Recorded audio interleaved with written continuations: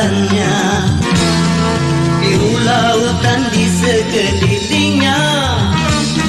Itulah negeri Indonesia, negeri yang subur serta kaya raya.